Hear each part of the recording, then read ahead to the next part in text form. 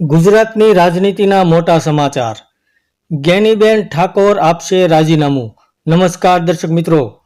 બનાસકાંઠાના વાવ તાલુકાના ધારાસભ્ય દ્વારા દિલ્હી કોંગ્રેસ હાઈકમાન્ડ સાથે વાત કર્યા બાદ તેઓ આગામી સમયમાં પોતાના પદ પરથી રાજીનામું આપશે.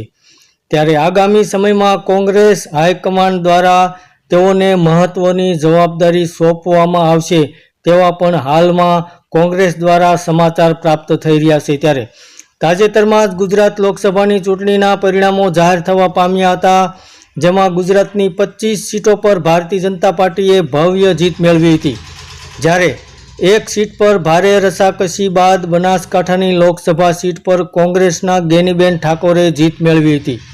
તો જ્ઞાનીબેન ઠાકોર હાલ વાવ વિધાનસભા સીટના ધારાસભ્ય પદે છે. ત્યારે તાજેતરમાં જ જ્ઞાનીબેન ઠાકોર દ્વારા લોકસભાની ચૂંટણીમાં ભવ્ય જીત મેળવતા હવે તેઓ સાંસદ બનતા આગામી સમયમાં તેઓ ધારાસભ્ય પદેથી રાજીનામું આપશે. તો જ્ઞાનીબેન આગામી 13 જૂનના રોજ વિધાનસભામાં અધ્યક્ષને રાજીનામું આપશે તેવા સમાચાર પ્રાપ્ત થઈ રહ્યા છે.